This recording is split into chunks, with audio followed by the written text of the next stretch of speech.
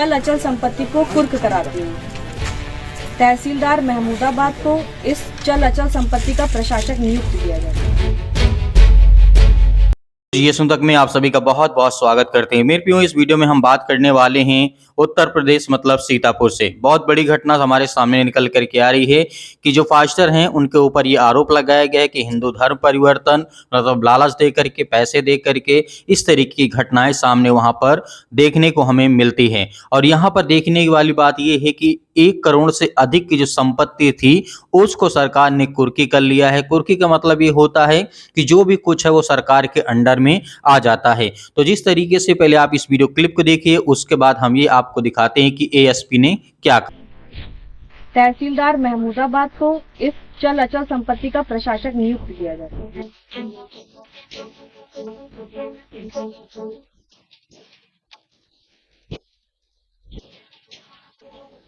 Hallelujah, hallelujah, hallelujah, hallelujah, gloria al Señor.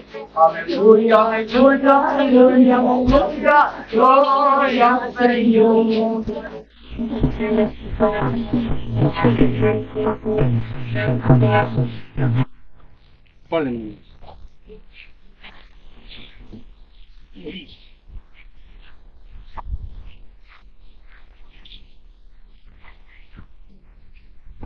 माननीय जिलाधिकारी सीतापुर के आदेश के क्रम में मैं प्रीति सिंह, नायब तहसीलदार, उत्तर प्रदेश गिरोहबंद एवं समाज विरोधी क्रियाकलाप निवारण अधिनियम 1986 की धारा 14(1) द्वारा प्रदत्त शक्तियों का प्रयोग करते हुए विपक्षी डेविड अस्थाना उर्फ सोनू प्रभाकर पुत्र ब्रज चंद्र अस्थाना उर्फ मुरली उर्फ ब्रजनाथ अस्थाना निवासी A6/12 सुलभ सरगम अपार्टमेंट के पीछे जानकीपुरम लखनऊ द्वारा अपराध के माध्यम से अर्जित की गई उपयुक्तानुसार कुल चल अचल संपत्ति को कुर्क कराती हूँ।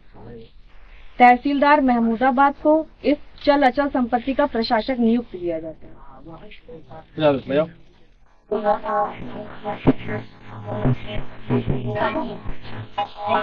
है।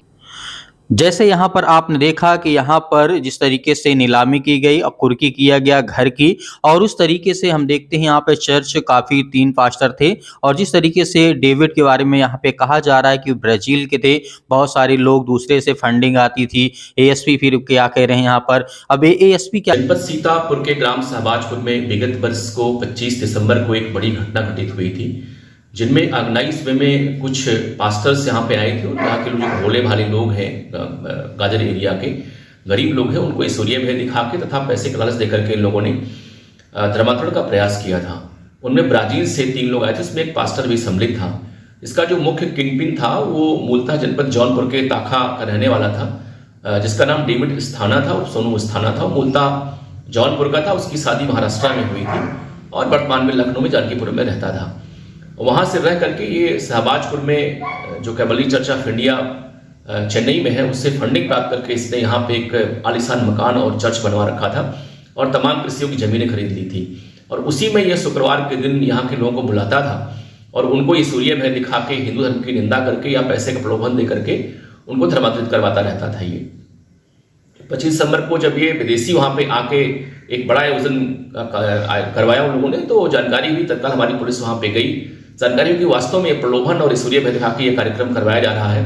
ये सबको तत्काल थाने पर लाया गया कि चूंकि जो ब्राजीलियन थे वो सभी लोग हमारे मित्र राष्ट्र के नागरिक थे, अतः इनको तत्काल डिपोर्ट करवा दिया गया।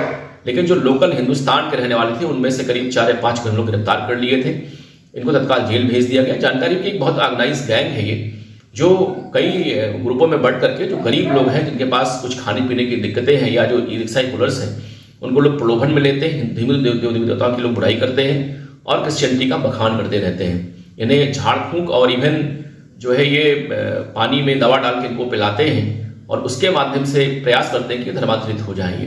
तो इस तरह से इनका एक बड़ा ऑर्गेनाइज गैंग था। इसको देखते हुए डिस्ट्रिक्ट में कार्रवाई की गई थी। जानकारी यह भी हुई कि इनके द्वारा अवैध रूप से अर्जित संपत्ति से ग्राम शाहबाजपुर में एक आलीशान मकान और एक चर्च का निर्माण भी किया गया था, जो उसी मकान का ही अंग था। रिपोर्ट भेजने के बाद डीएम सीतापुर महोदय ने उस संपत्ति को अटैच किया है, जिसकी कुल कीमत लगभग 1 करोड़ 4 लाख रुपए है। आपको ये भी मैं बता दूं कि इनके पास करीब 4 से 5 अकाउंट लखनऊ जनपद महानगर में है। उनके पैसे को हम लोगों को फ्रीज करा रखा है। इसके पास पहले से भी जो अंतर्राष्ट्रीय पेमेंट इंटरफेस है पेपल, उसका भी एक खाता था और ये कोरिया और ब्राजील अर्जेंटीना की यात्रा भी कर चुका था ये। तो इसके एक अंतर्राष्ट्रीय इसका नेक्सस था, एक बड़ा गैंग था। वर्तमान में इसमें जेल में है ये।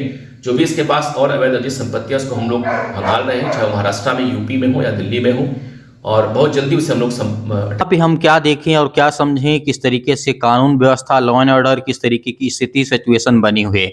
उत्तर प्रदेश के मुख्यमंत्री जिस तरीके से एंटी कार्बेंचर बिल मतलब कि बहुत सारे राज्यों में लाया गया और बहुत पहले भी लाया जा चुका है, और जिस तरीके की घटना हमारे सामने निकल करके आते ही यहाँ पर पास्टरों को जिस तरीके से दोषी साबित कर गया, उन्हें जेल भेज दिया गया है। और ये लगातार ऐसी घटनाएं छत्तीसगढ़ में, जिस तरीके से रायपुर में घटती है, लगातार बहुत सारे राज्यों में, हर एक राज्यों में, पंजाब में बहुत सारी जगहों पर जो पास्टरों को परेशान करते हैं और उनके जीवन की जो स्थिति हालात को देखते हुए कहते हैं कि अगर कोई व्यक्ति किसी की मदद करता है, कोई सहायता करता है, इसका मतलब ये नहीं कि वो धर्म परिवर्तन कराता है।